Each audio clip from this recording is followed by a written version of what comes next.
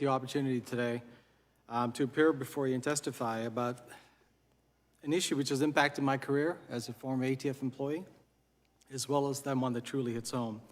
For 37 years, I proudly served in the Bureau of Alcohol, Tobacco, and Firearms, and I am a veteran of the United States Air Force, National Guard. As a Deputy Assistant Director, I served in the capacity over ATF's regulatory enforcement, as well as Deputy Assistant Director over their enforcement program services, that is tracing, etc. During this time, I worked alongside some of the most talented men and women that I've known, who have done a yeoman's work in providing safer communities and enforcing the laws and regulations to uphold the Constitution.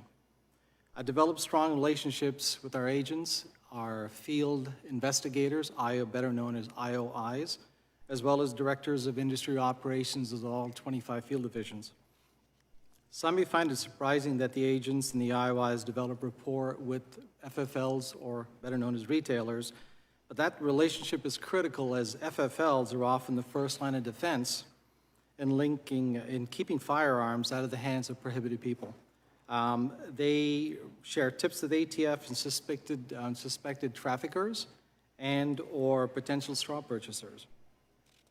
I can tell you from personal experience now as a consultant and that members of the firearms industry do not want firearms to go into the wrong hands. And I put a lot of emphasis on that. That is a standing, do not want firearms to be in the hands of prohibited persons.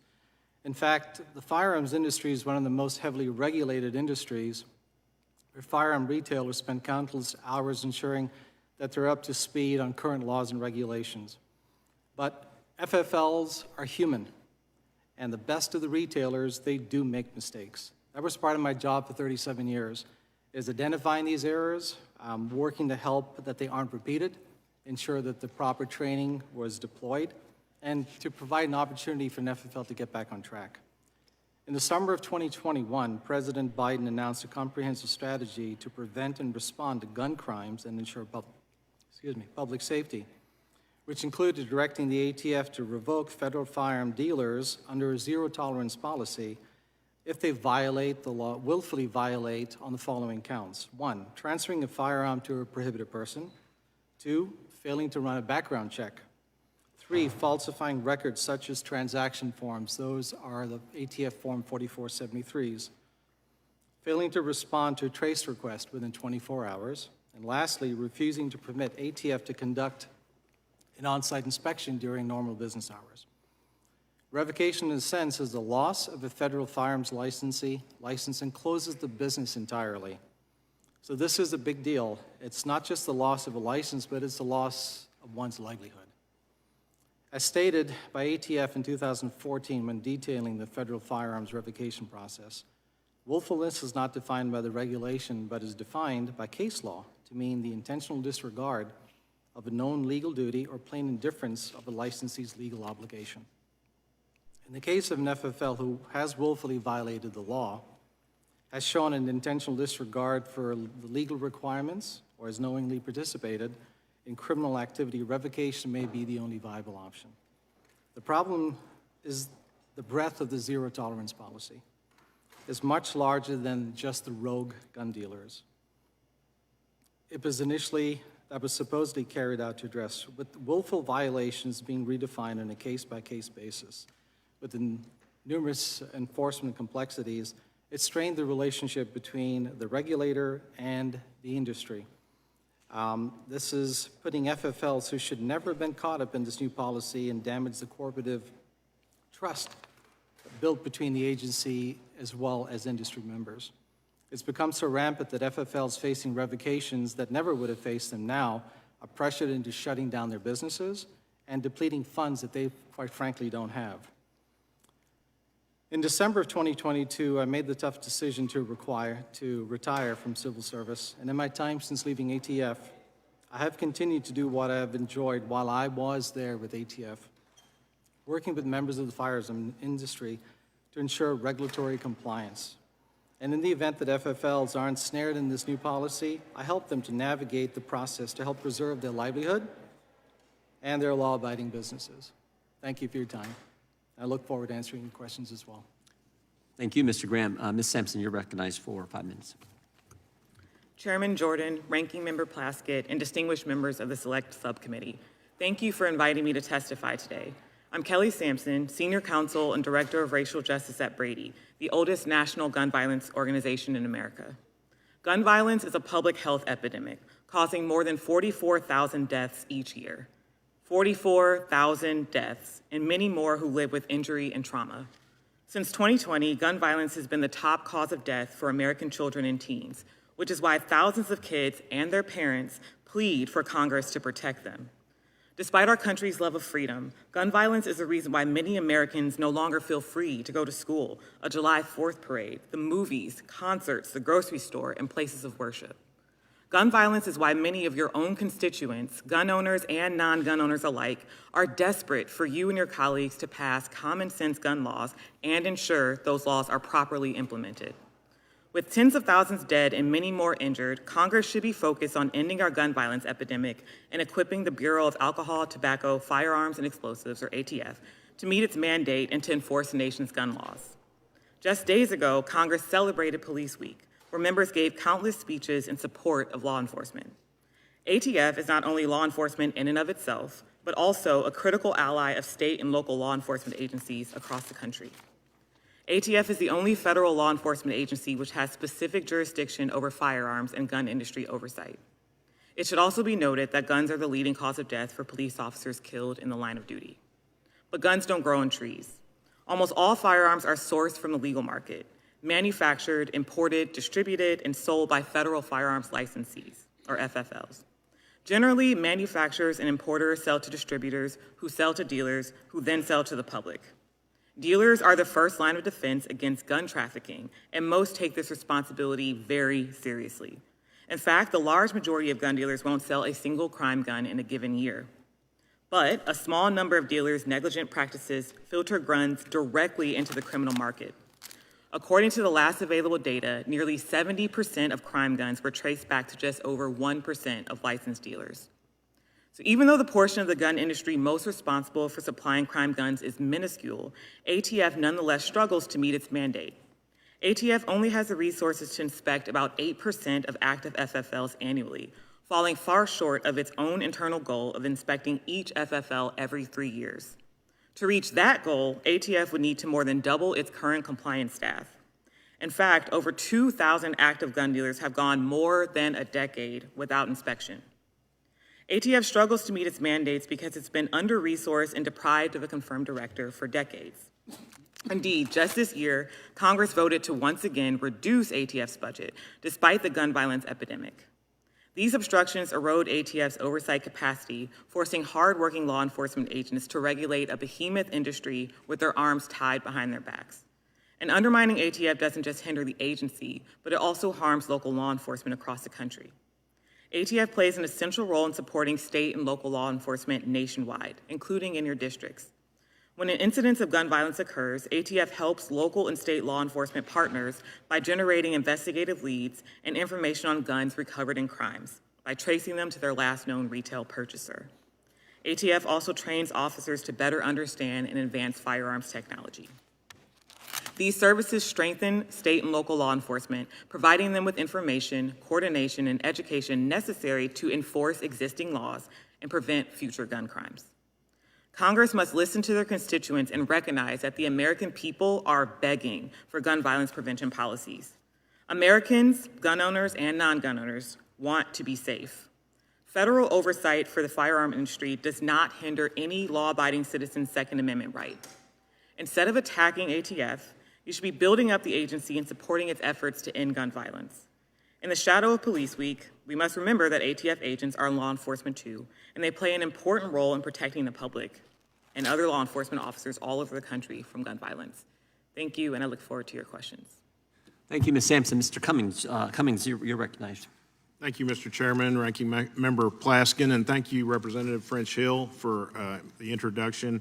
Representative Hill has been very engaged and concerned about the death of Brian Malinowski and his district, and we really appreciate his help bringing attention to this tragedy.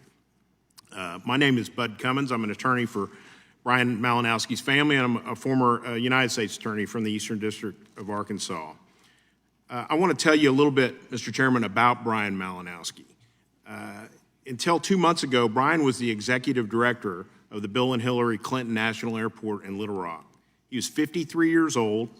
He and his wife, who's present with us today, Mare, celebrated their 25th anniversary last December, and he had many, many good friends. He grew up in Pennsylvania with his brother and his 2 sisters, and he wanted to be a fighter pilot, but he didn't have the eyesight. So instead, he went and got his became a certified flight instructor, got a college degree, and went into the airport management industry. And he had several stops along the way in Pennsylvania, Florida, but in El Paso, Texas, is where he met his wife, Mare, and as I said, they've been married 25 years. He found his way to Little Rock and eventually was named the executive director of our airport. By all accounts, he's very good in his profession. Our airport is one of, I think, 9, I've heard a few different numbers, less than 12 in the country that's debt-free. And that, I think, may be a concept that's strange here in Congress, but I think that represents some good management. Brian was also a lifelong collector. As a child, he started collecting coins. He had various hobbies. He was that guy. I've been to their home and seen books this thick about coin collecting currencies, and about card playing. He studies card playing, and he tried his hand at competitive card tournaments. About 6 years ago, Brian's father gave him his gun collection, and that sparked a collection interest in Brian. And since then, he has become also a gun collector. And he found at gun shows, he found other people who shared his enthusiasm and his interest in not only guns, but in coins and other artifacts that you'll find at a gun show. He'd set up a table on weekends occasionally, and he'd display some of his guns, and he'd display his coins, and he would buy and sell and trade with other collectors. It is legal to buy and sell and trade firearms without a federal firearms license if you are a collector or a hobbyist. At some point, ATF suspected that Brian Malinowski may have crossed a very murky line, and he was no longer a hobbyist. Because of that, ATF concluded that he was required to buy a $200 FFL, federal firearms license, before he sold any more guns. One thing is certain: his family and his friends and all his work colleagues would all guarantee you, if they were here today, that he loved his career and he loved being in the airport management business. And if anybody had ever suggested to him that his weekend hobby was in any way threatening that, he would have immediately been hands off. But nobody told him. Instead, ATF launched a criminal investigation into Brian. They researched his background. They put a tracker on his car. They put tails on him and surveilled him. And soon they obtained a search warrant to search his home. By the time they obtained the warrant, they knew a lot about Brian. They knew he worked in a secure environment at the airport. They knew he had lived a law-abiding life with absolutely no criminal history. And they knew he lived at home with his wife and his 2 dogs, and they kept a very regular schedule. Despite all this knowledge, ATF hatched a plan to execute the warrant by force. And on March 19th at 6:01 a.m., over 1 hour before sunup, 10 carloads of ATF agents and Little Rock Police Department officers came to the Malinowski home to execute the search warrant. They wore full tactical SWAT gear, and they approached the door at 6:02 and 46 seconds a.m. That's over an hour, about an hour and 15 minutes before sunup that day. They had a piece of tape ready, and they covered up his doorbell camera. So if he had time to wonder who was at the door, I think people get a doorbell camera to see who's at the front door, but they took away his ability to do that. Moments later, Mrs. Malinowski heard a loud crash as their front door caved in, and fearing for his wife's safety, Brian jumped up at the sound of a crash, found a pistol, loaded a magazine in it, and left the bedroom to investigate. He warned his wife to stay behind him in the bedroom, but she stubbornly followed him through the doorway. It appears to us that ATF also killed the electricity to the home, making it difficult for Brian to see in the pre-dawn hours. Mrs. Malinowski saw only darkness as she peered down towards the front entryway and could see shadowy outlines of presumed home invaders standing in her front hallway. That's what Brian saw too. There was gunfire and Brian was fatally wounded. His wife was standing just a few inches from him when he received a fatal wound to his head.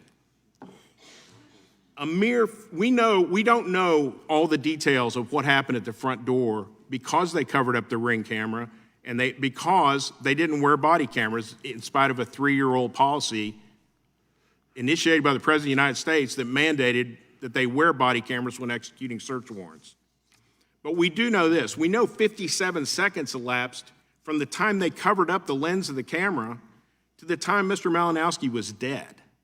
So something less than 57 seconds is the time it took them to knock, if they knocked, but we don't know if they knocked, force entry on the front door, and for Mr. Malinowski to emerge, to wake up, find a gun, and come to the bedroom. That means they couldn't have been at the front door more than 20 or 30 seconds. Although her husband had just been shot in the forehead right in front of her, the agents dragged Mrs. Malinowski into the front yard. She was barefoot, wearing minimal night clothing, and the temperature was 32 degrees. They locked her in the back seat of a car where she was detained for 4 or 5 hours. She begged to be allowed to check on her husband, but they refused those requests and kept her locked in the car in her nightgown.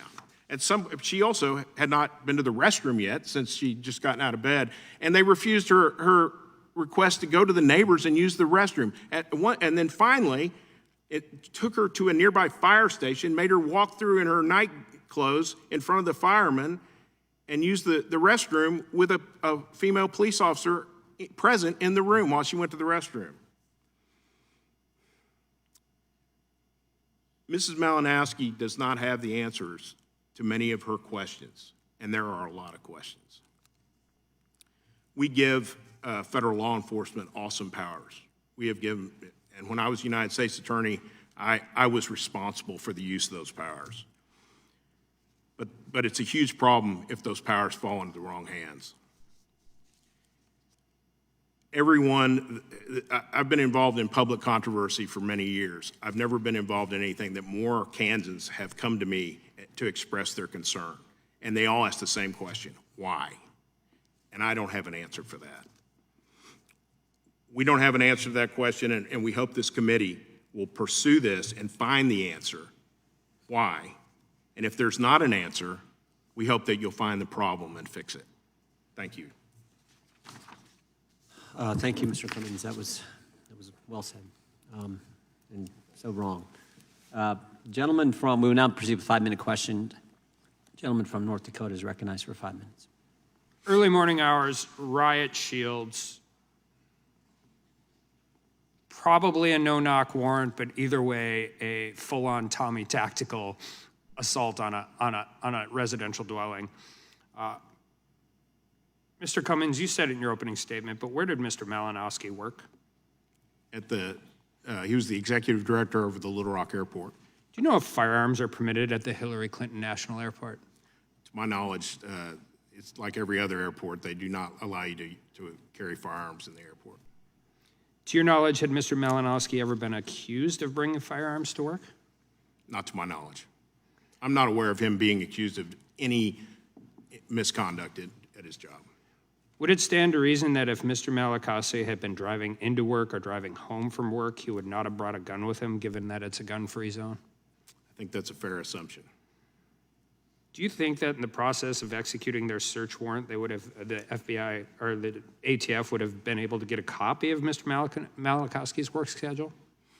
I think his work schedule was well known to the ATF. And I want to be clear, because we're talking ATF and because we're talking firearms and we're doing all those things, this is basically a licensing dispute. Yes, sir, and it's a alleged violation that the definition is subjective, and it's been actually litigated quite a bit here recently, and it's become apparent that it's almost every person in this room could read it and come up with a different interpretation. Mr. Graham, during your tenure at the ATF, were you ever involved in planning and execution of search warrants? Congressman, I have not. Okay. Mr. Cummings, is your time as at the U.S. Attorney, did you have a chance to review search warrants? Yes, sir. When do you use no-knock warrants? Well, let me stop. What's the most dangerous kind of warrant to execute? A no-knock warrant when you kick the door and wake people up out of their beds when they may have a gun nearby, When's the worst time to execute them? probably at 6 a.m. And if you're in charge as a U.S. Attorney or ATF supervisor or any of those things, what's your number one concern when determining whether or not to execute a no-knock warrant? Safety of the officer and safety of the public. Was there anything, you talked earlier about tracking devices, and can you go through a little bit of this, of what they were doing prior to the night the warrant was issued? They had followed Mr. Malinowski around town and surveilled him on numerous occasions. They ran agents in to do undercover buys at gun shows. They'd taken pictures of him at the gun show. It's breathtaking, the amount of resources for an agency that claims budgetary constraints, that they put this many resources on a gun show case. I can think of 500 different ways in which this warrant could have been executed to protect the law enforcement officer and protect the victim in this case. I don't know what else you call them. What is the stated reason for executing the no-knock warrant? I think in case law, you would look for exigent circumstances. They might be risk of escape, they might be destruction of evidence, they might be danger to some other party that's in the house. Of all the exigent circumstances I'm aware of that have ever been discussed in any case, none of them existed here, and that was well known. Likelihood of the evidence being, I mean, You can flush surveillance, drugs. Yeah, all of the difference, utilized a lot in drug cases. They know somebody had delivered at midnight. They know it's getting farmed out the next day. So with all of this information and all of the things you know about the case, have they stated any exigent circumstance for utilizing the no-knock or utilizing this type of enforcement of the warrant? To my knowledge, DOJ has released the affidavit that supported the search warrant and has called me and Senator Tom Cotton to tell us that there was no body cameras used that day, and that's the only statement they've made about this case. I mean, I think we need to just take a step back here and recognize if this was anything else other than ATF and firearms, people would be apoplectic about how this warrant was set up. But because it involves something that has a political reason, but there's a person dead. Somebody's dead because the ATF decided to execute a warrant in the most unprofessional, irresponsible, and dangerous way. And I think that oftentimes law enforcement have a very difficult job. The number one concern is the safety of the officer. But the reality of this is this was executed for reasons that make no procedural sense. They make no safety sense, and somebody is dead because they decided they wanted to go into a house at 1 a.m. of a known gun owner for the purpose of making, I can think of anything else other than a political statement. Thank you for representing the family. Thank you for being here today. The ATF has a history of doing these things with warrants, and it has to stop. And with that, I yield back. Mr. Chairman, I have a unanimous consent motion. Gentleman's recognized. Gentleman yields back. Gentleman's recognized. I'd like to introduce the search warrant affidavit and search warrant, which is not a no-knock warrant. Was it still at 1 a.m. with, I don't know how many people in 6 a.m. in Tommy tactical gear? Without objection, the chair now recognizes the gentlelady from Florida. Thank you, Mr. Chairman. I'm repulsed to hear my colleagues' calls to destroy the one agency that actually provides for firearm safety. I vividly recall the tragic events that unfolded on February 14th, 2018 at Marjorie Stoneman Douglas High School in Parkland, Florida, in my home county. That day, our nation witnessed one of the deadliest school shootings in American history, where 17 innocent lives were brutally taken and countless others irrevocably changed. The horror of it still resonates across our community. In case my Republican colleagues forgot, these victims were students and educators with dreams and aspirations snuffed out by an AR-15, which is a battlefield rifle. One was Alyssa Al-Hadaf, a 14-year-old soccer star. Another, Scott Bagel, a teacher who died protecting his students. My colleagues will and are citing what they claim are injustices today, but none of them will mention Scott or Alyssa's name, nor will they mention the tens of thousands of others just like them who are shot and die from firearms each year. My colleagues also won't share how Stoneman Douglas students huddled in classes or sent tearful, desperate texts to loved ones, or how every school parent was knotted in panic awaiting news about whether their child was alive or dead that day. But my colleagues are not here to talk about those real-life but grim gun realities. They want to bury those realities and ignore the fact that the U.S. gun homicide rate is 26 times that of other high-income countries. Instead, they brought us here to do the bidding of the gun lobby, and for that, they should be ashamed of themselves. Ms. Sampson, I want us to clear up the ridiculous assertion that gun dealers' licenses are revoked over minor clerical errors or typos. Isn't it true that clerical errors can often be serious problems that cause guns to fall into a criminal's hands, and that a typo could be an attempt to falsify business records? That is true, and as you noted, when discussing the zero tolerance policy, there are 5 enumerated actions that will qualify, and it would be something like falsifying a record, which you cannot do accidentally. You can't, by a typo, falsify a record. It has to be a willful and deliberate violation. Like, for example, it could include not running a background check on a purchaser when legally required to, or include selling that firearm to a violent felon, correct? Correct. Is it fair to say, then, that clerical errors includes very dangerous situations where firearm dealers shirk their duties and sell guns to criminals? That's not only true, but they're not clerical errors when you look at what they actually are. These are deliberate and willful wrongdoings. One such group of criminals that I'm concerned about getting their hands on guns are domestic abusers. Every month, an average of 70 women are shot and killed by an intimate partner. That's more than 2 per day in the United States. Yet today we sit here so gun lobby lackeys can try to block background checks that would prevent these abusers from getting guns in the first place. We're here so Republicans can protect gun traffickers who skirt the rules and let guns fall into criminal hands. To pretend that non-compliant dealers are the victims, and we are losing thousands of our mothers, sisters, and daughters to abusers who get their hands on guns, sure seems like that's why we're really here. Ms. Sampson, how much more is an abused woman likely to die if her male abuser has a gun? The exact statistic just left my mind, but I believe it's 4 times. I think it's 5 times, 5 times actually. as likely, yes. And why is that?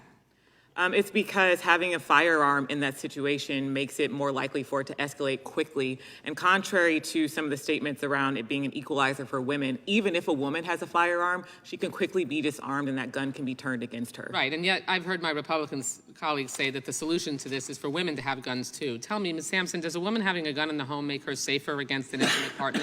Absolutely not. In general, isn't it true that adding more guns to a violent situation actually increases fatality rates? That's correct. Before I yield back, I want to make it clear that we have far too many loopholes in our system. For example, my Jamie's Law legislation, named for Fred Guttenberg's daughter who was murdered at Parkland, would prohibit anyone from purchasing ammunition who is already barred from buying a gun. It's a common-sense layer of protection, but federal law doesn't require a background check to prevent prohibited purchasers from acquiring ammunition. Jamie's Law closes this ammo loophole. Why do we need it? Nearly 40,000 people die from guns in the U.S. every year. That's 4 people every hour whose dreams are snatched away by a gun and a bullet, each one leaving a trail of sorrow and pain for friends and family to navigate over an entire lifetime.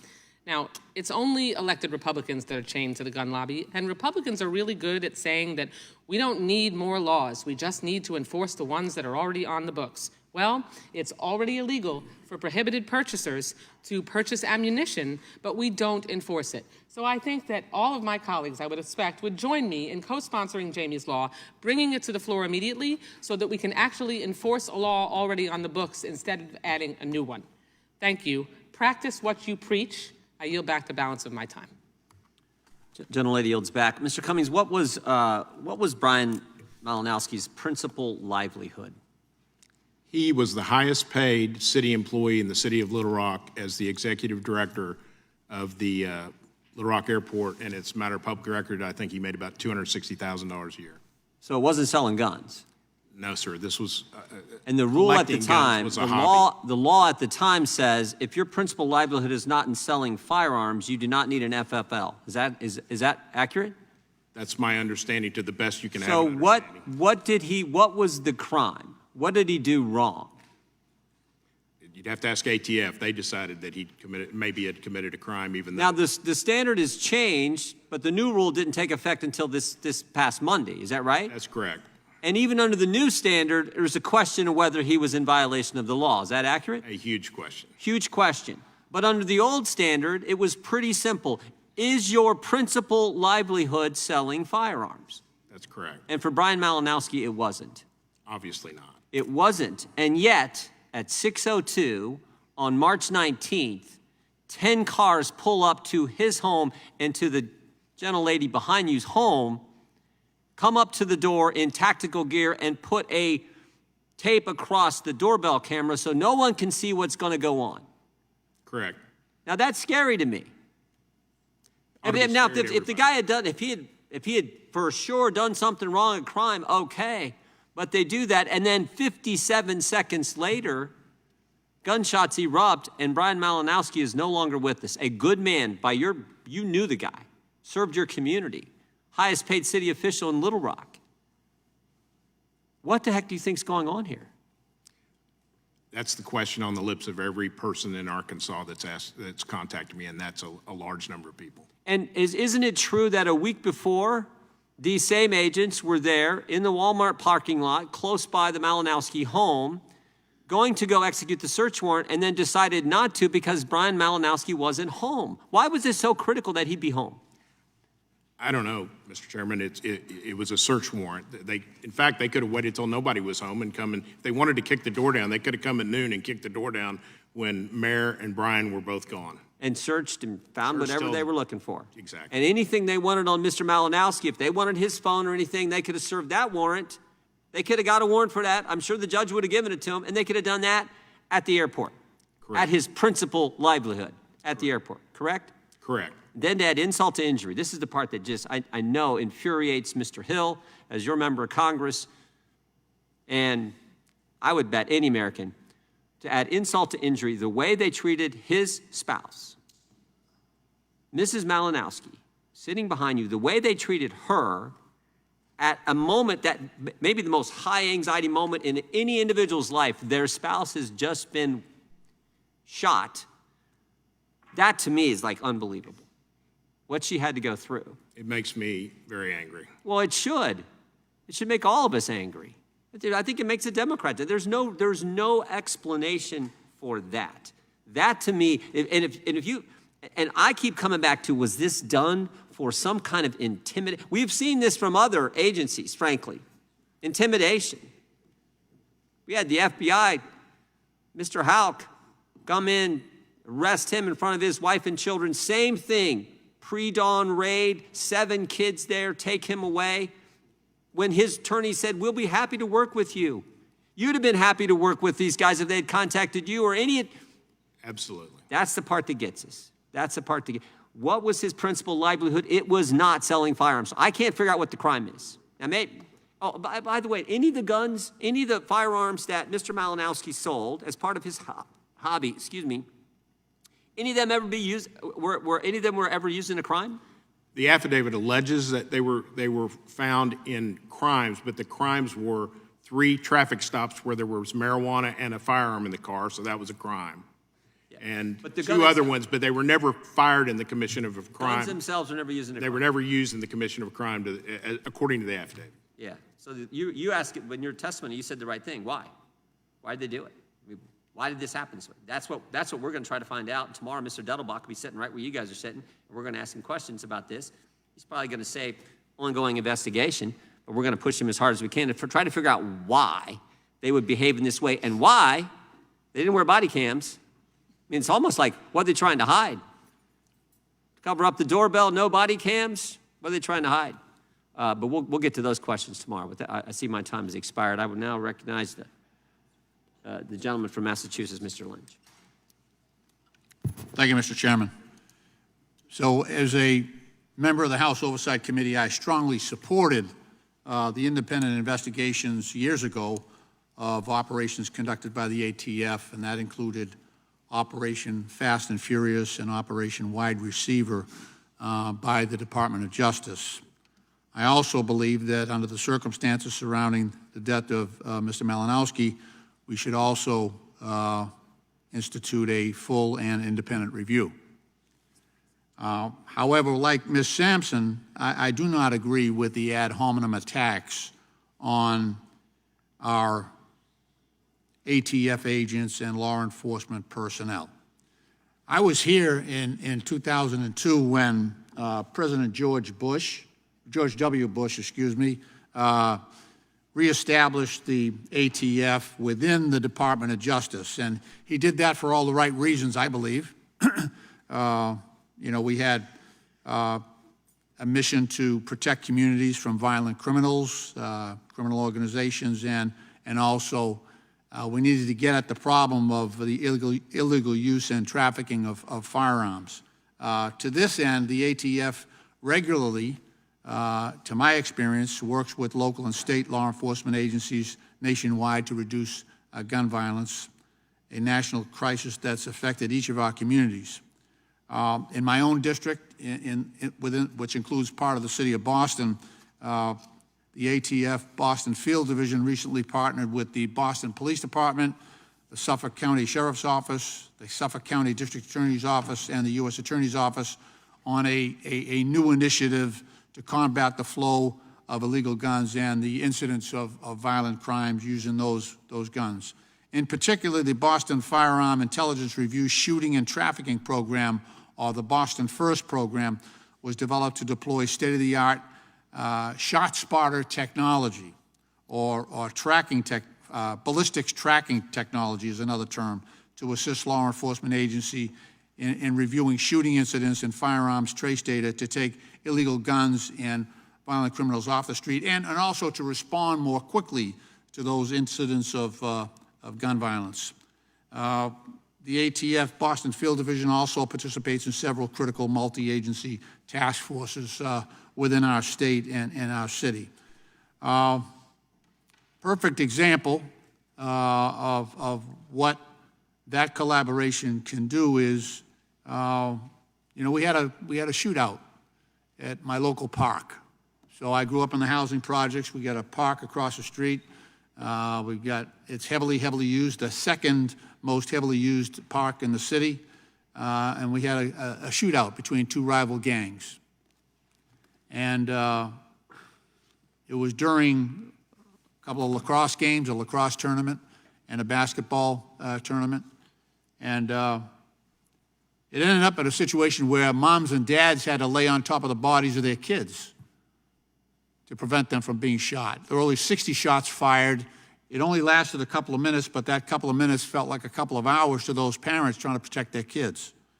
So we were able to, with the help of the ATF and Boston Police, the FBI, the DEA, who I asked to get involved as well, and also police departments from Boston, City of Brockton, Quincy, Stoughton, to begin to attack that problem and bring in some of that technology to reduce the likelihood of that happening again. And I'm very thankful. I'm thankful for my ATF agents and law enforcement personnel for the job that they do. It's not easy. But Ms. Sampson, if you could talk a little bit about, last week we had, you wouldn't believe it, but we had law enforcement officers National Police Week, where we show appreciation. Now we're going after them. Could you further discuss the extent to which ATF supports local law enforcement in preventing gun violence and gun trafficking?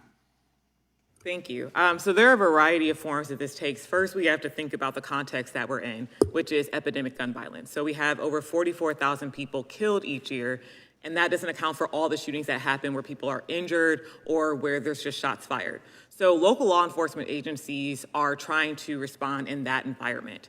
And ATF is the only federal agency that can help them understand, number one, where are the guns coming from? They can't figure that out without ATF. So every time a gun incident happens, ATF is the one who tells them where the gun came from, which can help them identify suspects and follow those leads along. ATF also helps law enforcement understand firearms technology so that they can better understand what's going on in their communities.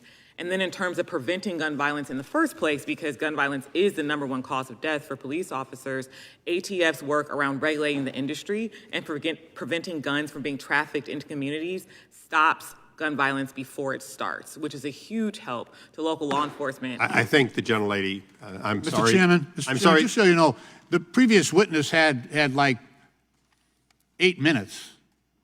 And so, you know, you could extend I the would courtesy. ask unanimous consent, the gentlelady have an additional minute. I was not trying to short, I gave her an I don't think you were extra here. 35 seconds. I don't think you were here, after Mr. said- Chairman, but thank you. If you could wrap up in 1 minute, please. Sorry. Yeah, so I mean, to just put a finer point on it, local law enforcement agencies could not do their work without ATF. Thank you for your courtesy, Mr. Chairman. I yield back. Always. I might recall the time the gentleman and I were in the outback of Pakistan, and the gentleman was hurt in a sniper fire. So we go back a long way on gun safety, and the gentleman is correct that we do need the alcohol, tobacco, and fire. We definitely do need ATF. Mr. Graham, thank you for your decades of service. You obviously stayed there because of your dedication to the very mission that we're talking about today of making sure that guns are not in the hands of people who are not entitled to have them or may misuse it. Is that correct? That's correct, Chairman. And so in that dedication, in 37 years, you've seen some zigs and zags.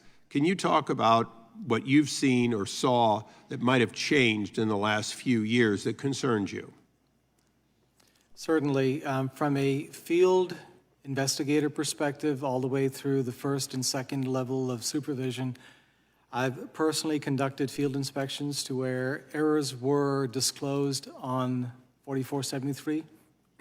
That is the transaction record that individuals buy or complete when they buy firearms through a federal firearms licensee.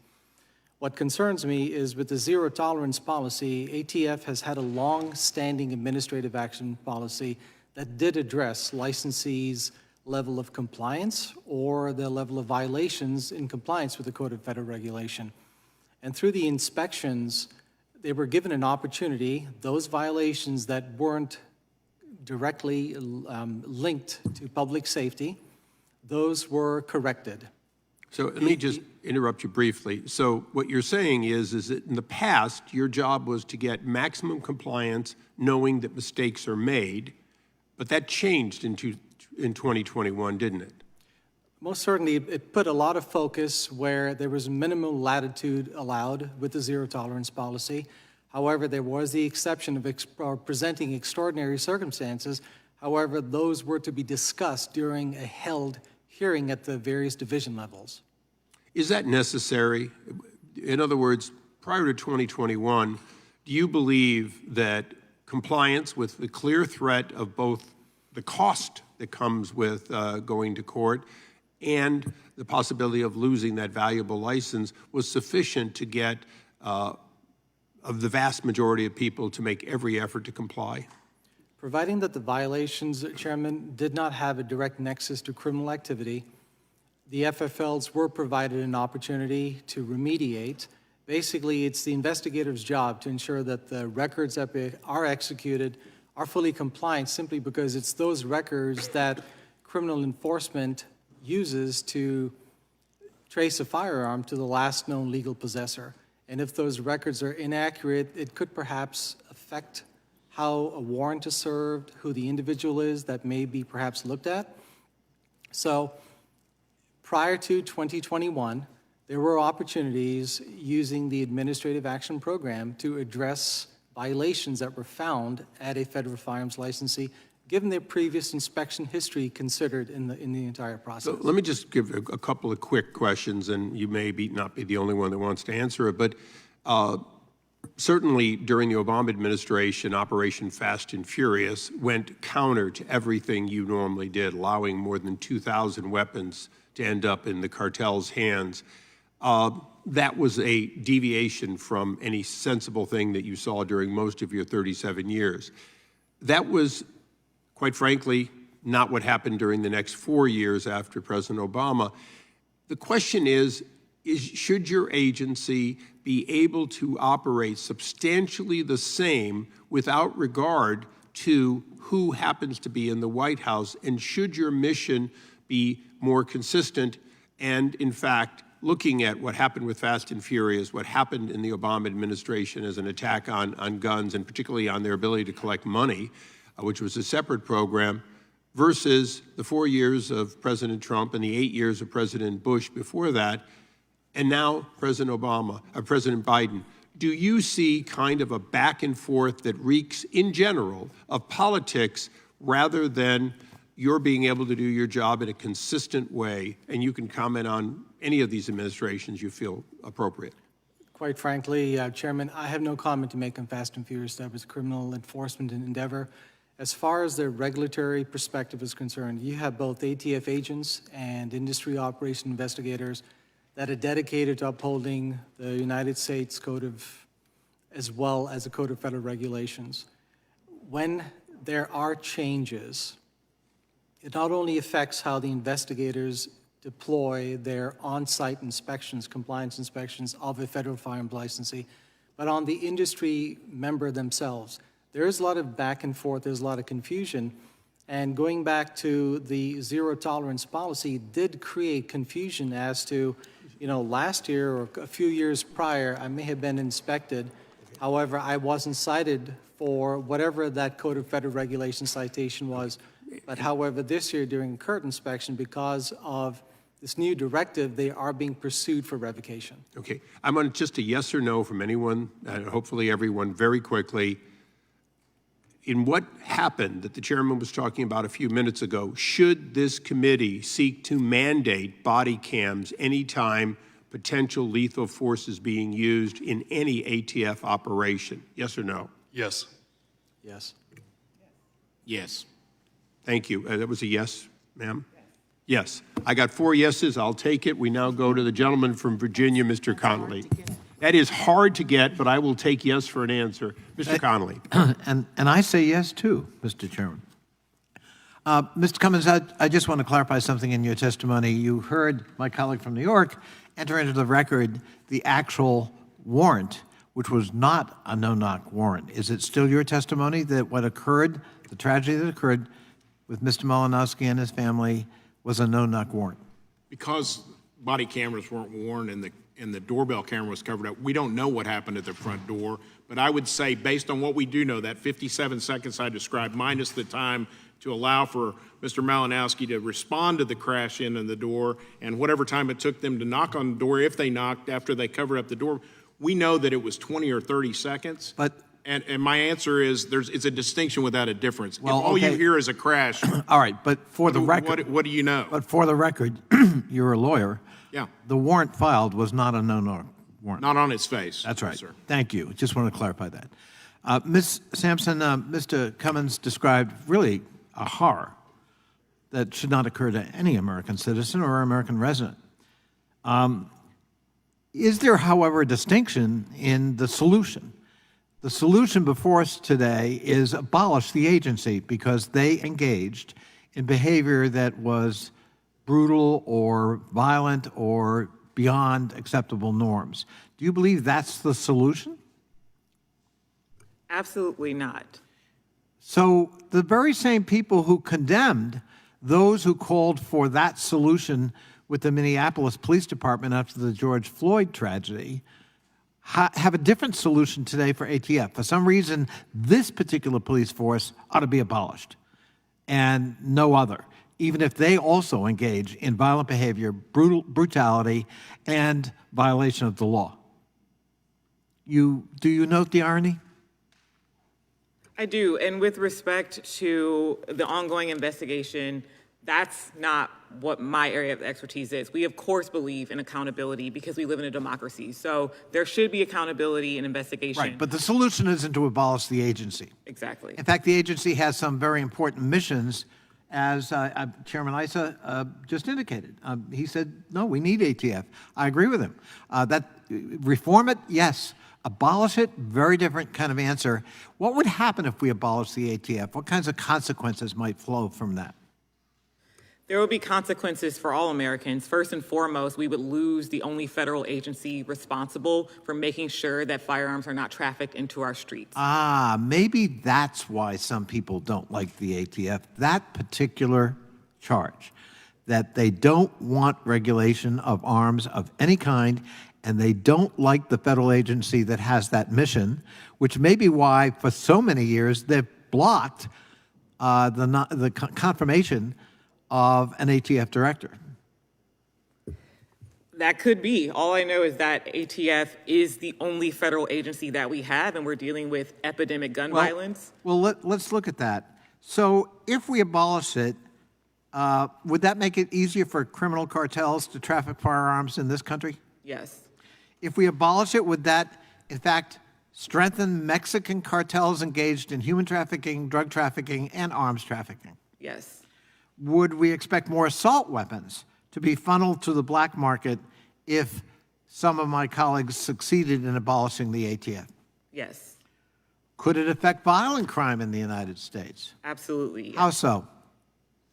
Well, ATF right now, as I said, they are responsible for regulating the industry. And so we know that almost every gun starts out in the legal market, and it's funneled from the legal market, which are FFLs who are regulated by ATF, into the illegal market. So if ATF is no longer there, then that channel, which is already larger than it should be, would overwhelmingly increase, and we would have more guns and more gun violence. So if we abolish ATF, as the chairman of this select committee, not Mr. Issa, want to do, and that is supported by an agency that gave him an A+ rating, Gun Owners of America, that actually sells merchandise calling for abolish the ATF.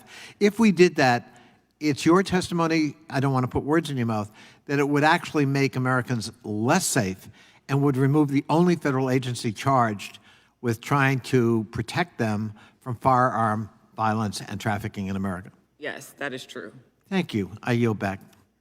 I thank the gentleman. We now go to the gentleman from Florida, Mr. Gates, for 5 minutes. Mr. Klegner, what is the ATF's zero tolerance policy?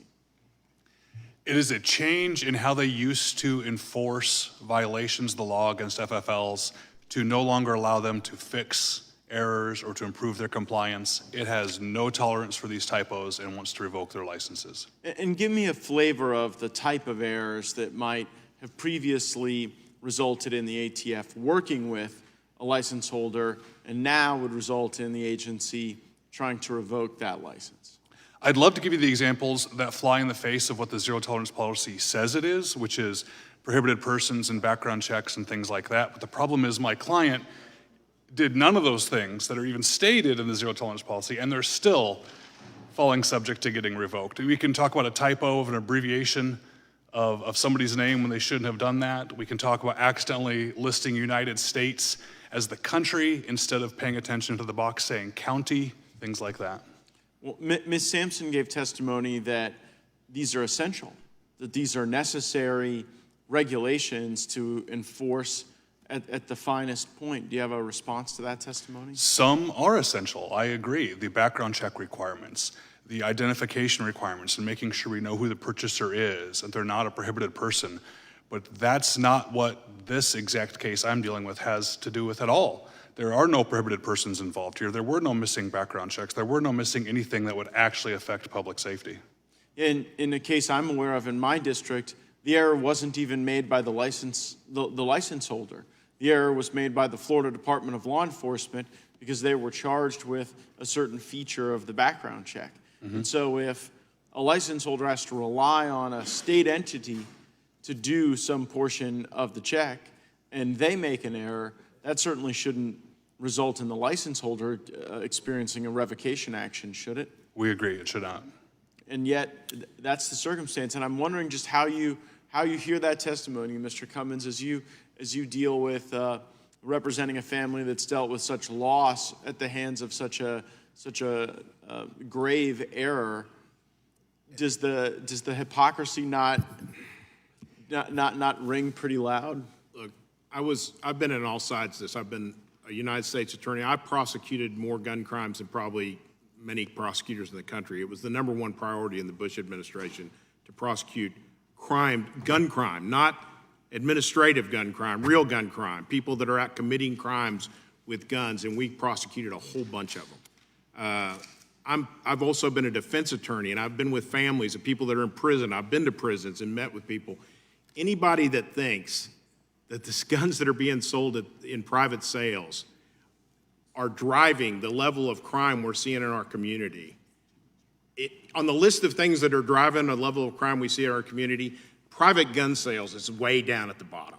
And there's a great number of other things that aren't being discussed here at all that have to be driving it more than. I want you to be able to respond specifically to Ms. Sampson's testimony that guns make their way from the legal marketplace to the illegal marketplace. Because it seems to me, hearing that testimony, that then you wouldn't attack the people who are trying to legally engage in the legal transfer of firearms, right? You would go after the people engaging in the illegal conduct. But what's your reaction to that testimony? I agree with that. I think gun crimes are committed by people, not guns, and we need to focus on the people that are committing the crimes, and we need to be asking ourselves, why is this person a criminal?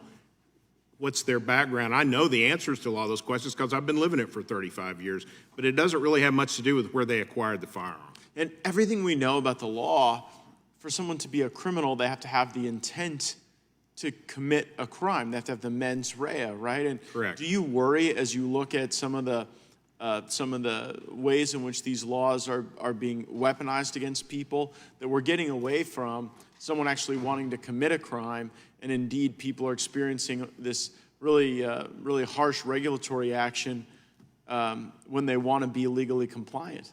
I would suggest that the tactics that were used in the Malinowski search would be incompetent and reckless if it was a very serious crime. It's even much more offensive because this is not a serious crime that they suspected. It's probably the lowest level crime that would ever be drug into a United States Attorney's office. So why did this happen? Is this just to send a message? Is this someone's incompetence? Do you wonder about that?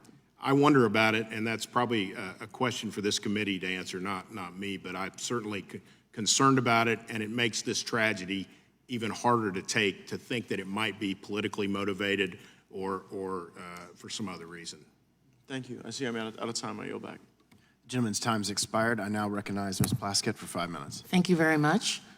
First, I want to say it's very interesting that we keep talking about the fact that there were no body cams on the ATF officers that were there to execute that warrant.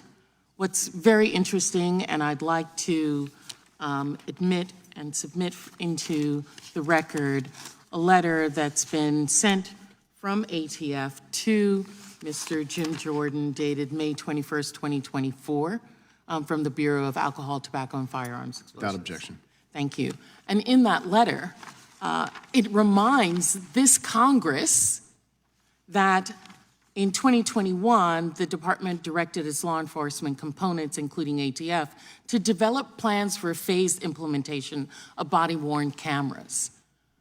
But the very thing that they're trying to do, which is to eliminate the ATF, is the reason that they don't have body cams, because they didn't give them the funding for it. Congress has specifically stated in its appropriations that they don't want to fund ATF. They don't want to give them the money to be able to operate. They don't want to give Mr. Klickner's clients sufficient ATF officers to be able to quickly do the kind of paperwork that they need. That's why they're taking so long. They don't want to give them the funding to be able to have body cams. And so ATF has only 1/3 of its individuals who are wearing body cams. And I have specifically requested from Congress the funding so that everyone can wear those body cams. And my colleagues have denied that. They're the ones who have said they don't need that money. Let's get rid of ATF. They have legislation to abolish the ATF, the elimination of the ATF Act, abolish the ATF Act, and eliminate this woke, weaponized agency. Everything's woke when you don't like it.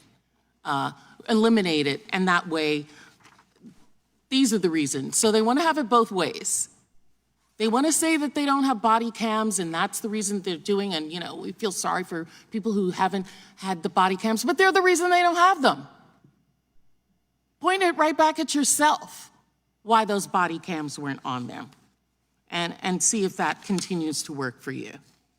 But we're also talking about Another thing that was discussed, which I found very interesting, was that individuals who are doing this as hobbies.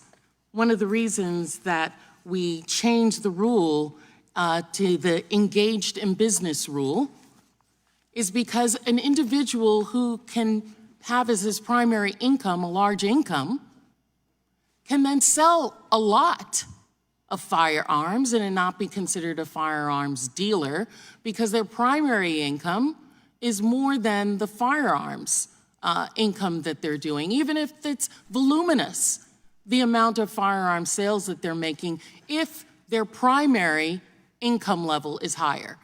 And so, a couple of years ago in 2022, President Biden signed the Bipartisan Safer Communities Act, which has, as was one of its rules, a rule with regard to no longer can an individual hide the fact that they are, by all accounts, by a common law person's accounts, an actual firearms dealer and not a hobbyist. And, you know, one of the ways I would look at determining if in fact a person is a hobbyist as opposed to a firearms dealer is, you know, Ms. Sampson, in your opinion, is someone who buys and then almost immediately resells at least 150 firearms in a 3-year period a hobbyist or an unlicensed gun dealer? If that is what a person was doing, then they would be more likely to be an unlicensed gun dealer. Is it concerning to you if someone sells 150 firearms and conducts no background check on the individuals who are purchasing those firearms? Yes, because ATF data shows that those unlicensed and unbackground check sales usually end up going to prohibited purchasers. I'd like to submit for the record the actual search warrant, the unsealed application for a search warrant, and the affidavit and other information therein, which on page 28 states that as of February 27, 2024, approximately 6 firearms are known to have been recovered in the commission of crimes. Those are related to the firearms from that Mr. Malinowski purchased and then sold. Mr. Chairman, could I? No, I'm speaking. It's my time. Okay, I'm sorry. Okay, thank you. And then, in your opinion, Ms. Sampson, would ATF be justified in being concerned when someone sells a firearm to an individual who has been convicted of robbery and is prohibited from owning a gun? Yes, because selling to a prohibited purchaser is a violation of the law. In your opinion, would ATF be justified in being concerned when selling a firearm that lands in the hands of a 15-year-old member of the Nortina criminal street gang? Yes.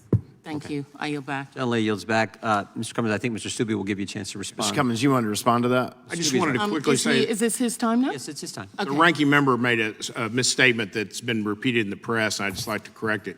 That affidavit refers to approximately, I think it's 142, but call it 150 guns that Mr. Malinowski purchased over 4 years, which I can tell you, I could name a lot of people in Arkansas that have bought 150 firearms in 4 years. It only documents 6, I believe, sales of any firearms in that affidavit, not 150. It documents that he purchased 150 guns, but it only documents that he sold about 6. Which you're allowed to do in America, right? As far as I know. Gentleman's recognized. Yeah, I mean, this whole case is outrageous to me. And Ms. Malinowski, I feel like we owe you an apology on behalf of the American government today, because ATF isn't going to give you that apology. So we'll do it today on behalf of our government, who just, I kind of uniquely situated. I have a military background, but my father's a retired sheriff, did 20 years on the SWAT team, executed countless search warrants. My brother's 10 years on the SWAT team, still on the force, executed countless search warrants. And, you know, you have conversations with them. I have a military background, so I kind of understand clearing a room and that sort of thing. And when they execute a search warrant, they would wait until the individual wasn't at their home where they knew that there was a firearm present to avoid a situation where one of their officers were injured. And your testimony is, and it's in the record, that they followed Mr. Malinowski. They knew where he worked. Mr. Gates made a very good point that he worked at an airport, a secure environment where it would have been very easy to go in and execute a search warrant. And if they were going to arrest him or question him, do that there where there were no weapons involved. It would have been peaceful. Did ATF ever serve him with an administrative cease and desist letter? No, sir. Did he have Not to my knowledge. Did he have any knowledge or understanding that he was being investigated for any type of crime? Well, obviously, he's not available for me to ask that question to, but to the best of my knowledge and based on our investigation, the answer is no. You and his wife, Yes. obviously. Yes, sir. Since Malinowski did not receive a cease and desist letter, did he ever get any other, well, I just asked that. In ATF search warrant application, agents indicate that they talked to him on February 8th, just over a month prior to the raid. The agents indicate that he attempted to elude them. Is there any indication that Mr. Malinowski was ever aware that the people following him were law enforcement officers? No, that portion of the affidavit is comical. Would you like to expand? Maybe embarrassing. I mean, it's an irrelevant portion of the affidavit where they talk about traffic and him trying to follow him. It sounds like somebody that isn't a very good driver to me, and I'm familiar with the area that they're describing, and everybody is in jeopardy when they make that transition. But it has nothing to do with this case. And again, it was like 6 o'clock in the morning, so he doesn't know he's being investigated. There's no like letter that's sent that you need to cease and desist of what you're doing, or we would like to have a conversation with you. It sits hard with me because I would react the exact same way. If somebody beat my door in at 6 o'clock in the morning, I can guarantee you myself and my wife would be approaching the door with a firearm. So it's not out, and you would think that the ATF agents would also conclude that that's a reasonable response to your door getting beaten in at 6 o'clock when you don't know you're being investigated. Does ATF typically have body cams? Does Little Rock Police Office Department typically have body cams? Interestingly, according to my understanding, Little Rock Police does wear body cams, but they didn't have them on that morning, and so they were under the supervision of ATF, and you have to ask ATF why Little Rock didn't have theirs on. But Little Rock typically does have body cams. And again, my experience with my family, they have body cams, and if they would have turned them off in the execution of a search warrant, that would be a very big problem for any law enforcement agent that is involved in an execution of a search warrant with no body cameras fulfilled. That's one of the specific times they'd be required to have them on. Did ATF ever have an opportunity to serve this search warrant at a time when it would have been less dangerous? Probably 1,000 opportunities that we could sit here and say. I've only got, I mean, I'm just outraged. I mean, Mr. Golden said that it was a no-knock. It was not a no-knock warrant. And you stated that there was like 47 seconds or something. So if they did knock at 6 o'clock in the morning, it's reasonable that the Malinowskis didn't hear that. Because you wouldn't be approaching, you know, if somebody knocked on my door at 6 o'clock in the morning, I wouldn't assume that it's a bad guy because they wouldn't knock. But if you hear a door beaten in at 6 o'clock in the morning, there was such a short period of time between the door getting kicked in and knocked in, and then Mr. Malinowski being shot, that it's reasonable to believe that they didn't hear the knock if there was a knock, which I'm looking forward to the Judiciary Committee asking all these questions. I hope that the chairman's going to ask for, and I know they have asked for every officer that was present that day, because I would love for this committee with the oversight authority that we have over the ATF to depose every single one of those officers that were present that day and get a sworn deposition from every single one of those people. And again, Mrs. Malinowski, I'm sorry for your loss and the loss of your family to a clear abuse of the rule of law, in my opinion. I yield back. Gentleman yields back. Chair now recognizes the gentleman from New York is recognized. Thank you, Mr. Chairman. First, I want to express my condolences to Mrs. Malinowski. I'm terribly sorry for your loss and for what you had to endure that day. I do want to get into some of the details because I think they're very important.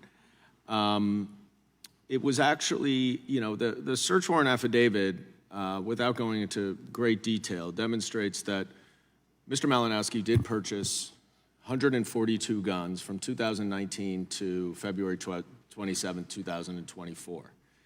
He resold at least 9, because we have the 6 plus the 3 to the undercover firearm. He also had, at various times, at various gun shows, 12 or 13 firearms on the table to be sold, and he offered one witness, who was the one convicted of robbery and therefore was a prohibited person, many more firearms than what he purchased. Many of these firearms were purchased just days before they were sold. So whether or not you want to assert, Mr. Cummins, that this was a hobby of his, you agree that there's certainly probable cause to believe that he was selling guns to individuals without a license and without performing a background check because he didn't have a license. There's no allegation that he knowingly sold a gun to anyone that was prohibited. And, That's not what probable cause. And under ATF's interpretation of But what you don't I believe, have to. You don't have to do that. I just said that he well, I'm just answering your selling question. without a license. Like there's certainly probable cause that he was in the business of selling without a license. Under ATF's interpretation of a vague regulation. But not yours. So you would say that if you purchase 142 firearms within a 4-year span as a former U.S. attorney, and you have evidence of 9 sales within that period of time, plus many other more weapons offered for sale, you would say, as you, not the ATF, as you, as the former U.S. attorney, that there is no probable cause to believe that this person is in the business of selling guns without a license? I would agree that that could be probable cause. Thank you. So we have probable cause. The Little Rock Police is there with the ATF. They go in, and the one fact that doesn't ever seem to be mentioned here, and that the chairman's letter does not mention, is that an ATF agent was shot. That's correct. Is that correct, Mr. Cummins? That's correct. Okay. So an ATF agent was shot and then in response fired back at Mr. Malinowski. Is that accurate? That is accurate, and it's also a tragedy. It is a tragedy. I agree. I agree.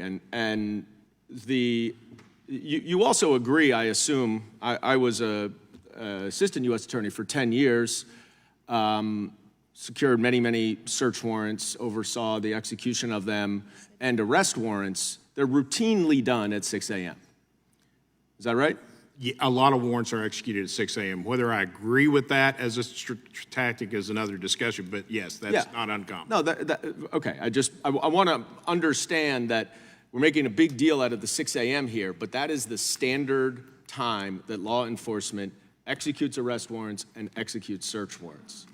So I certainly am sorry that this is a tragedy that Mr. Malinowski died. I'm also sorry that Mr. Malinowski shot an ATF agent during a search.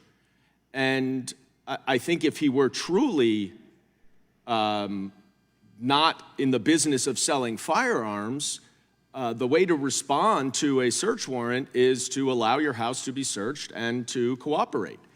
But it is insane to me that we are sitting here criticizing the ATF because they retaliated with deadly force after someone shot an agent.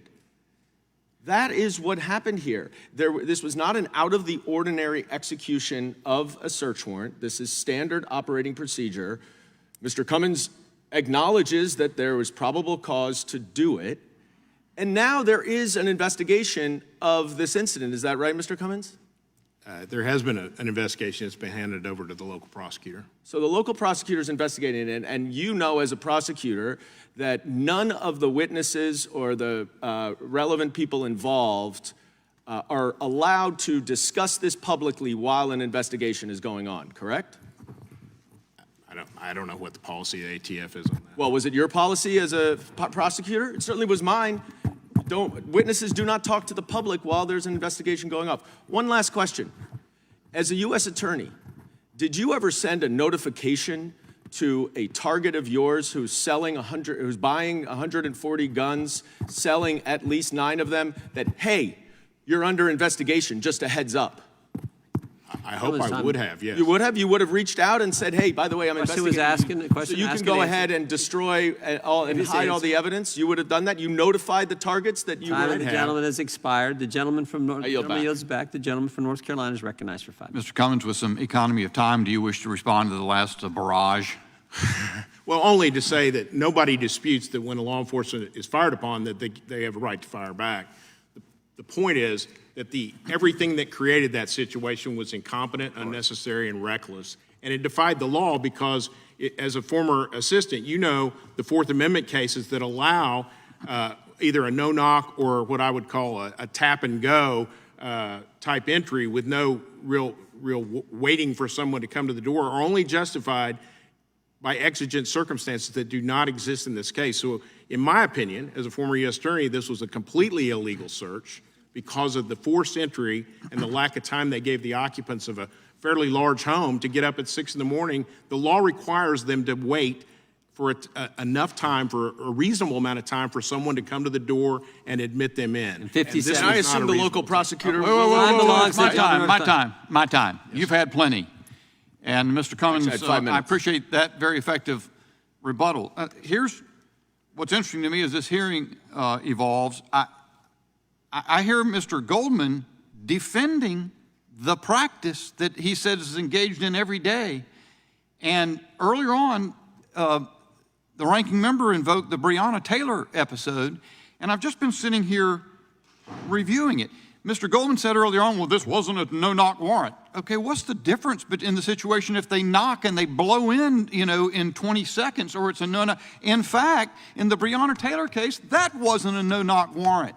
They said they knocked and waited 45 seconds, and they went in. Here's something that's interesting. In the Breonna Taylor thing, she was killed on March 13, 2020. In that, it was execution of a search warrant, just like this one. Murder. Time belongs to the gentleman. First police officer was fired June 20. In September 2020, Louisville entered into a $12 million settlement with the family. Have you been made any overtures by the Department of Justice to settle liability against the government on behalf of Mr. Malinowski's family? No, sir. In September, also, one of the police officers was indicted for willful endangerment or wanton endangerment. A second officer was fired in January 2021. A third officer was retired in April 2021. Oh, I left out. In October 2020, grand jury testimony was leaked. Later in 2021, the DOJ indicted 4 officers, and even now it's retrying one who were for the hung jury. I don't understand the difference. I don't understand my colleagues' reaction that. If you would yield, I could share the difference with you. You've talked for a long time. I'm going to talk during my time. Okay, then I would tell you the difference. Maybe you can provide context for your egregious double standard. No one that I recall on the Republican side, when the Breonna, by the way, you said this was interfering in the process to have this hearing. The first time Congress had a hearing was in June 2020 over the Breonna Taylor episode. There was no concern about interfering. The concern was about the use of this kind of tactic to enter unnecessarily and jeopardize people's lives. Yep. Now suddenly that seems to be of no concern whatsoever. Can you account for that difference, Mr. Cummins? The facts are very similar, although that was a drug investigation, and under the case law, they are allowed to go in faster because of the potential for destruction of evidence. Yes, so in this case, we're talking about conduct that the law would say is malum prohibitum, not malum in se. In other words, what the reason they entered this residence and jeopardized this entire family, including Ms. Malinowski, who has no allegations against her, and shot this man dead, is because he didn't have the proper license for the business they say he was engaged in. And it's even disputed about whether he was engaged in that business. Correct. And in that case, Ms. Breonna Taylor's boyfriend was without any contradiction engaging in illicit drug activity and receiving and deal. He was a drug dealer, and he was carrying it on in her place of residence. I can't account for the gross disparity, except that Americans hear a lot, and I hear a lot back about concern about a double standard of justice. Is there a double standard of justice here, Mr. Cummins, in those 2 episodes? There appears to be, and that causes a loss of trust in government and in these agencies. Mr. Kleckner, the only place I see reaction, besides a hearing like this exposing stuff, is that attorneys general across the nation have sued over the 2 rules, the business engaging in the business rule that's at issue here, I guess, really, and the pistol brace rule. Why is that the only recourse that people have state attorneys general file litigation?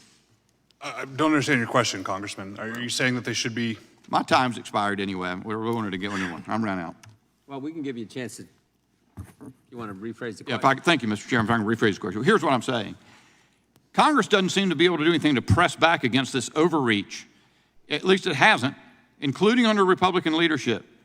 The only thing that seems to be available to people for the government to do to provide recourse is I see a state attorneys general out filing lawsuits in great numbers, 21 states in one case, 24. Is that the only recourse that people can expect from their government in the response to these kinds of abuses? It apparently is the only one they have, but it's not what they should expect. We should expect that the administrative agency is reined in a little bit here. Thank you, Mr. Chairman. We're trying. We're trying. The chair recognizes gentlelady from Texas for 5 minutes. Thank you so much, Mr. Chair, and the vigorous back and forth regarding Breonna Taylor. First of all, I do appreciate you being here and your answering of the questions. You know, I do want to make sure that before we go down this road, I clarify some things that were different in the Breonna Taylor case. Number one, the officers were considered to have botched what took place on that day because they fired blindly into a home, meaning that they initiated some sort of deadly force, and the only information that they had was allegedly that this was the place of some sort of drug activity. At that point in time, you ended up having her boyfriend, who returned fire, believing that someone was breaking in. It is very different when you are returning fire versus initiating fire, and there was no need to do so. In addition to that, no-knock warrants and knock warrants are basically a couple of seconds of difference, if I'm going to be honest. But one of the things that I worked on in the state legislature was actually making sure that we could reform no-knock warrants because it is a risk not only to the people in the homes, especially in a state like Texas, where everyone is allowed to have a gun, but it's also a huge risk to law enforcement. So being able to do this effectively, this is dangerous work that law enforcement engage in every single day. And I do want to be clear that I am always sorry for the loss of life. I don't care about the race. I don't care about any of those things. And honestly, I believe in the criminal justice system. I believe that if someone is accused of something, they should have their day in court. So I do want to say that I take issue with anyone losing their life, period, even if it's somebody that's accused of a crime. And I believe that they should go through due process and have an opportunity. But in this particular set of circumstances, we know that if somebody shoots at me, in fact, some would argue that last week I had a colleague that decided she wanted to shoot at me, I'm going to shoot back. And that's what happened here. But what's more frustrating for me in this hearing, and what seems to be a pattern, is that we continue to attempt to litigate pending cases. We saw that we had one of the witnesses in the Trump trial.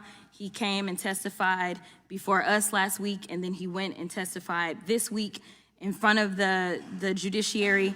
And then we know that this is still a pending case, and I do want to afford an opportunity for those that will be granted access to discovery, video, whatever video doesn't exist, as well as any statements, depositions, all those things. Some folk that have access to all the information, and ultimately, if this needs to go to court, having a jury that will make a decision based upon the facts and the evidence.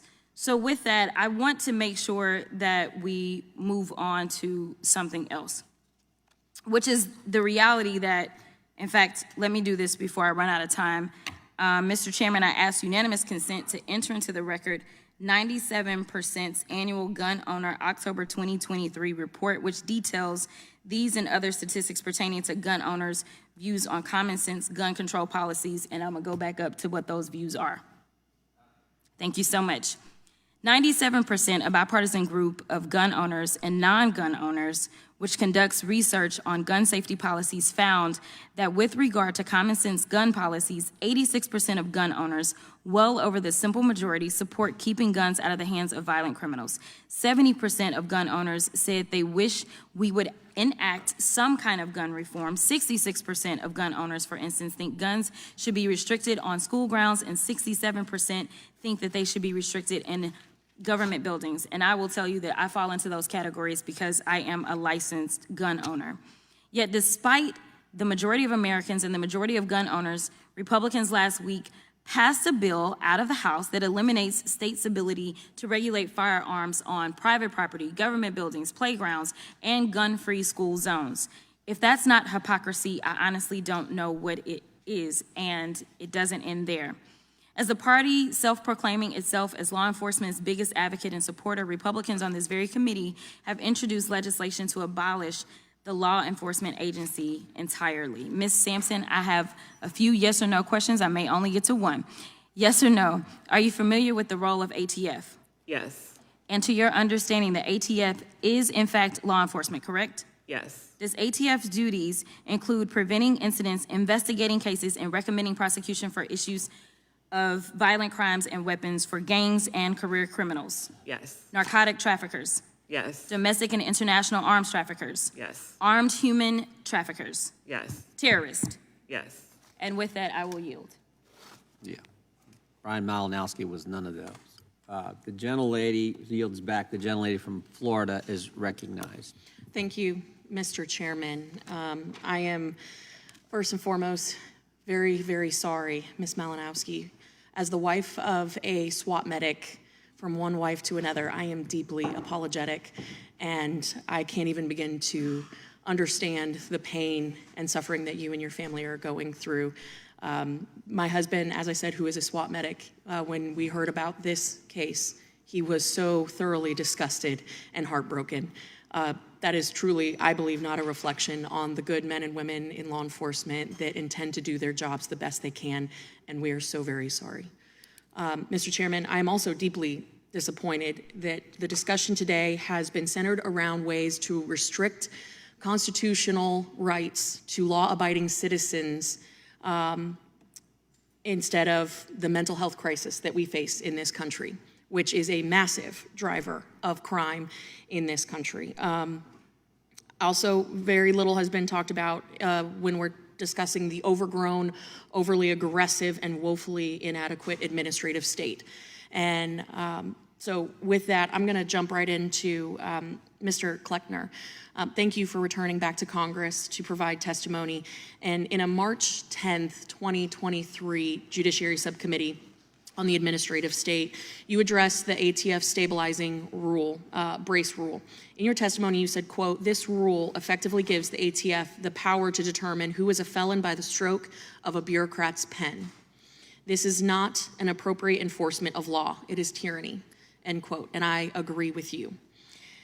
What is sad is that in this rule, we are seeing a microcosm of what is happening at other federal agencies. The American people are under assault by the Biden administration's regulatory regime from all corners of the federal government. That is why I introduced the REINS Act. As many of you know, the bill would address regulatory overreach by requiring every new major rule proposed by federal agencies be approved by Congress before going into effect. This is the reassertion of Article 1 authority that is how the Founding Fathers intended, not unelected, nameless, faceless bureaucrats arbitrarily dictating law. After all, we know that Americans pay $2 trillion a year in additional compliance costs, economic loss for this aggressive regulatory regime. The stabilizing brace rule and ATF zero tolerance policy are prime examples of regulations that not only impose compliance costs on firearm retailers, but infringe on Americans' basic Second Amendment rights. So I'm going to go down the line, and I'm going to come right back to you. Mr. Cummins, yes or no, should federal agencies be able to shift criminal statutes and rewrite law? No. Thank you. Ms. Sampson. That's not what happened here. They're enforcing I did not ask that. congressional I asked for a yes or no. Should federal agencies be arbitrarily able to write law? rule. No, and that's not what happened Okay, here. thank you. Mr. Graham. No, Congresswoman. Mr. Kleckner. No. Thank you. Mr. Kleckner, my understanding is that this rule disregards ATF's own approval of stabilizing braces in 2012, correct? This current zero tolerance policy rule? I'm not sure what you're asking. Regarding how they classified the pistol braces as an accessory, therefore not subject to full ATF regulatory standards. Right. So in the time since they approved them in 2012 to today, ATF has done a full 180 on the issue and has chosen to impose erroneous regulations on firearm accessories that were originally intended for disabled veterans, correct? That's true, and upon which people relied upon their opinion when they were acting, and they're now in trouble for. Absolutely. And the owners of these farms would now be committing a felony if they did not register, surrender, or destroy the accessory. Correct, which means their right to even possess a firearm for the rest of their life is now gone. Exactly. Did Congress ever approve this legislatively? No, ma'am. Can you quickly outline the specific penalties for failing to register a pistol brace under this rule? Quickly, yes, felony. Financial as well? Oh, for sure. Defending yourself, financial costs, losing the right to protect yourself or have firearms in the future, all those things. Right. And so now that this rule is being litigated in the Fifth Circuit Court of Appeals, considering the rule has criminal implications, can you speak to the risks associated with circumventing the legislative process in this case? The risks now going forward, or even companies don't know what they're supposed to do because it changes back and forth so many times. I think people are afraid, as someone said earlier, about what they're supposed to do, what they're going to get in trouble with, whose guidance they're supposed to follow. It's all unclear. I appreciate that, and I know my time is expiring. I have a list of questions for you, Mr. Graham, that I will submit for the record, but I think it is clear that what we are seeing today, particularly under the ATF, is a gross overreach, a weaponization of the federal government in its true form. It's something that I think Republicans, Democrats, and all Americans should be equally concerned about. With that, I yield. Gentlelady yields back. The gentlelady from Wyoming is recognized. I'm going to continue with that same line of questioning. Mr. Kleckner, this subcommittee's last hearing, in fact, was on the Biden administration's use of lawfare against political opponents, and we've seen that play out in a variety of ways, including in the case that's been ongoing in New York City, as well as what's been happening in Georgia and Florida, et cetera.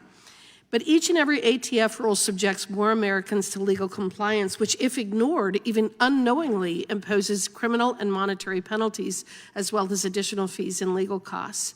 Mr. Kleckner, do you think that the rulemaking agenda is an attempt to employ lawfare against Americans who stand for the Second Amendment? I do.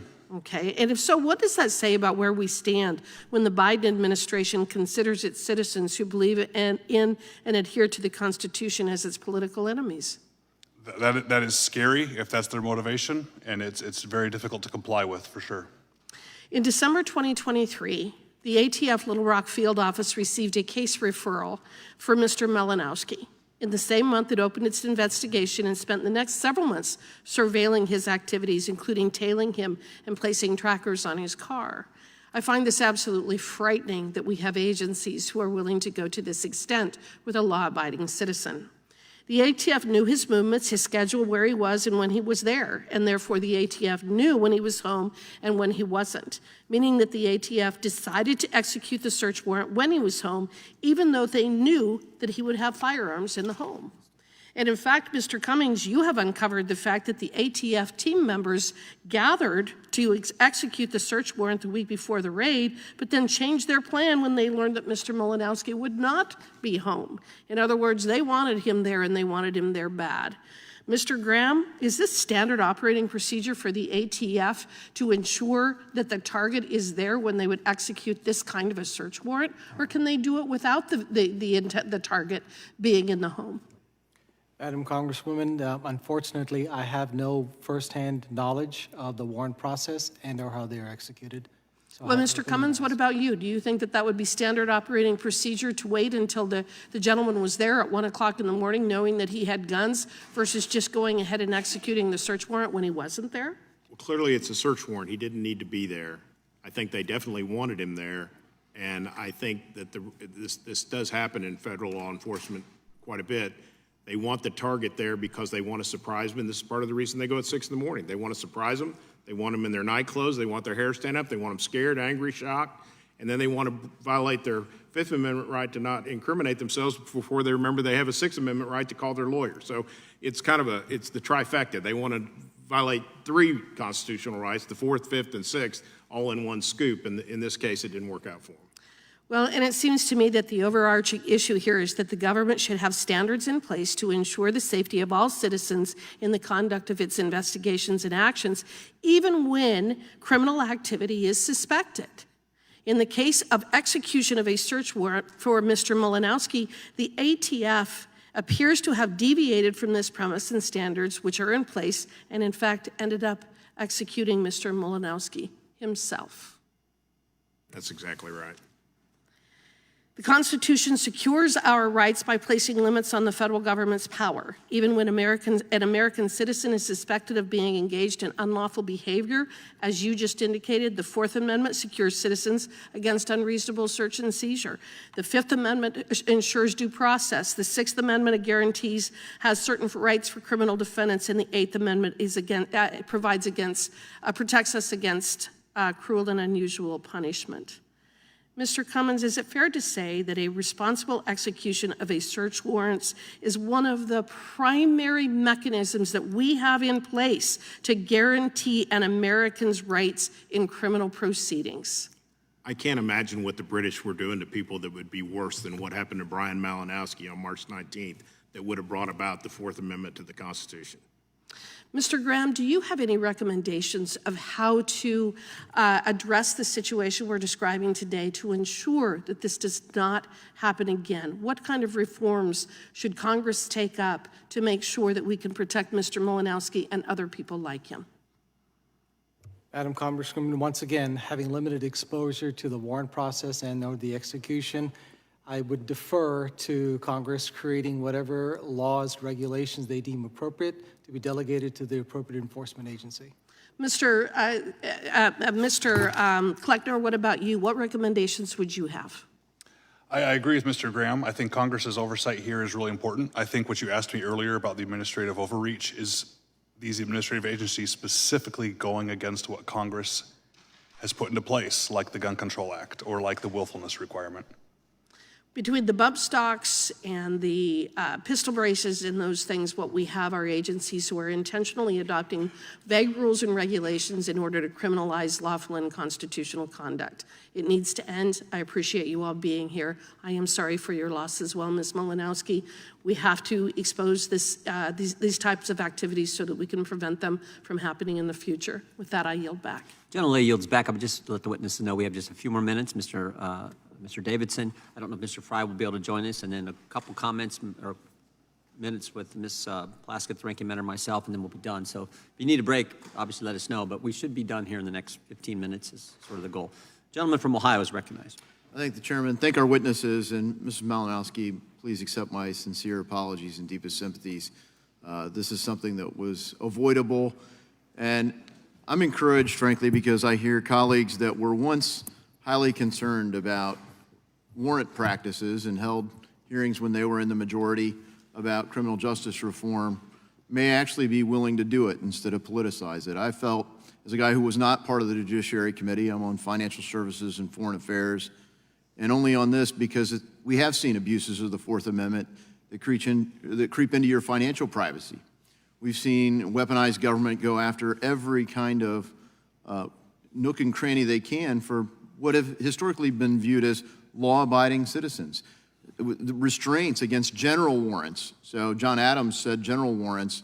I swept up whoever might have been present in the square on certain days. These kinds of things that went on are part of what led to the revolution. So it was an abuse of privacy.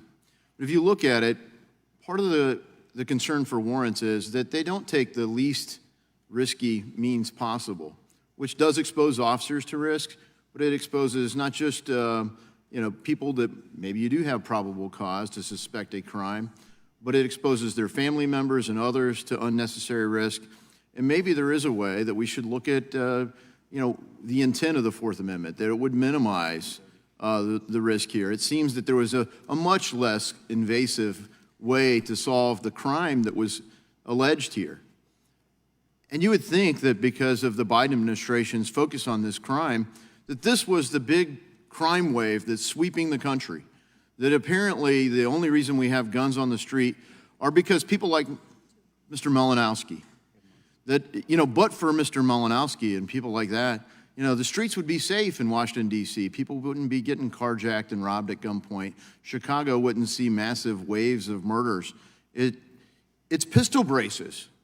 It must be the pistol braces because they're going after the pistol braces. I mean, there is no basis in terms of the crime that the Biden administration is going after. And I think that's why the public is so concerned. You're targeting people in part, I think, because of political ideology. Now, President Biden's recent executive order concerning firearms dealers was described by the White House themselves as getting, quote, as close to universal background checks as possible without additional legislation, end quote. I do not recall Congress voting on universal background checks. On the contrary, this is a bureaucrat at an agency passing pseudo-laws, fake laws, and they're using them to effectively force defendants to spend their treasure defending against a crime that hasn't even become crime in the normal way by law. So, Mr. Kleckner, what steps can be taken to defund and defeat these fake laws originating at the ATF in particular? I think Congress needs to hold them accountable. You know, and to point that out, one of the main ways we do that is with appropriations. Yep. So it's not just whether they're funded, but what can they do with the funds? And part of that is timely. We're going back into appropriations, having passed on holding accountable the agency this time. I think hopefully we'll find the resolve to do that this time in the next path. Mr. Cummins, look, I just wanted to close out with you because you're highlighting an important case. You've had a background where you are familiar with the warrant process. And I think not just here in this case, you pointed out, look, it is a practice.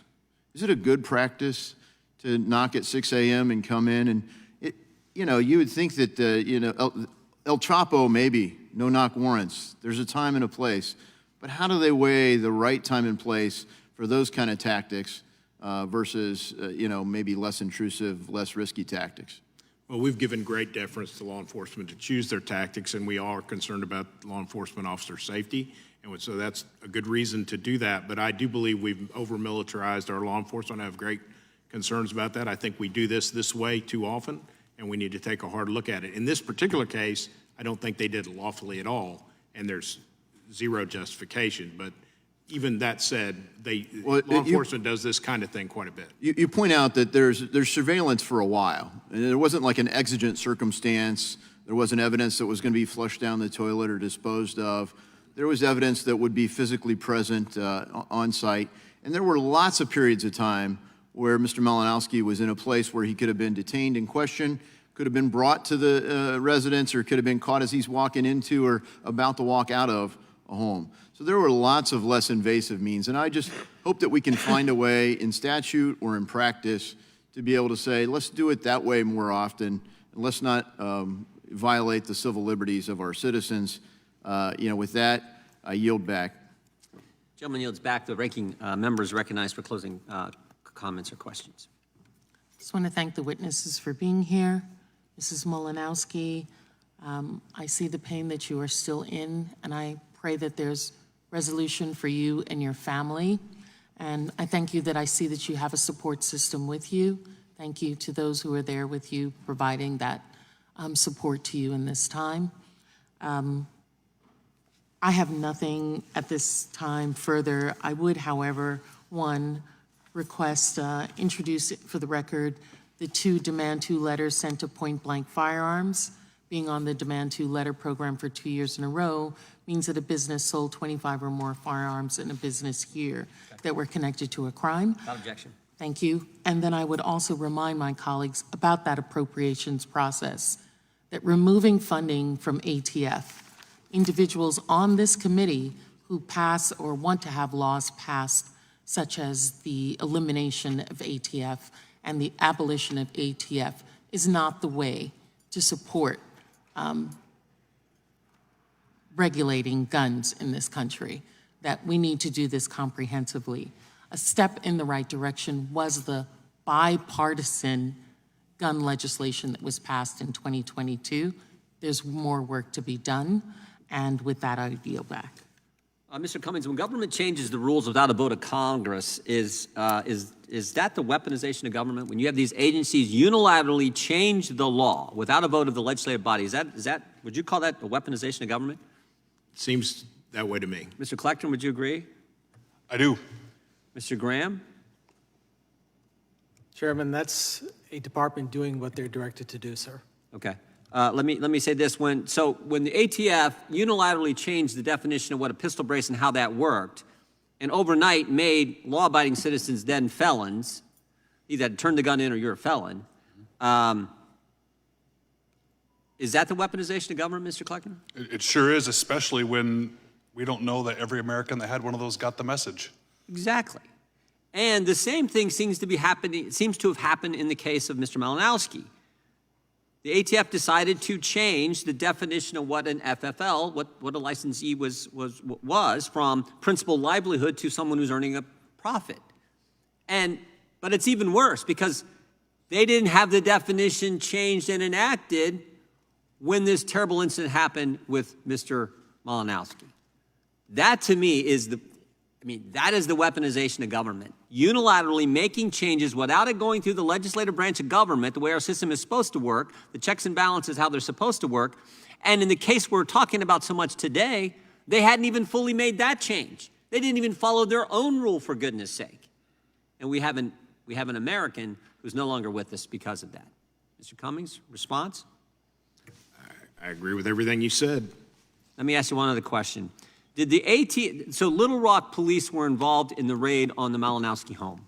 We know they were present. We don't know exactly what their role was. There were 10 carloads of agents. No, we've seen the video of all the carloads coming from the Walmart parking lot to the Malinowski neighborhood. We've seen that video. Were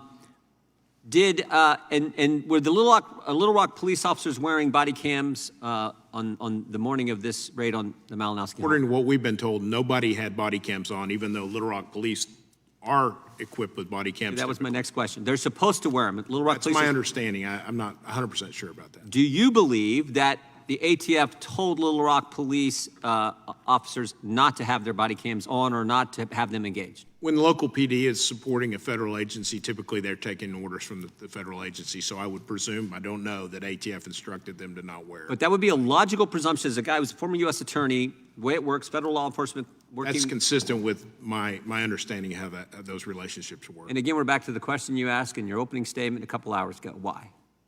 Why would ATF tell Little Rock, don't follow your own rules? We're not going to follow our rules. We don't want you following your rules. We don't want any video footage of what we're about to do at the Malinowski home. An upstanding citizen, by all accounts, your whole testimony, highest paid official in Little Rock municipal government. Why would they do that?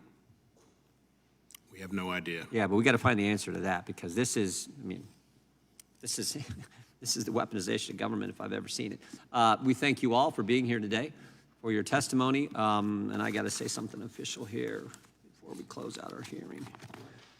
That concludes today's hearing. We thank our witnesses for appearing before the subcommittee today. Without objection, all members will have 5 legislative days to submit additional written questions for the witnesses or additional materials for the record. Without objection, the hearing is adjourned.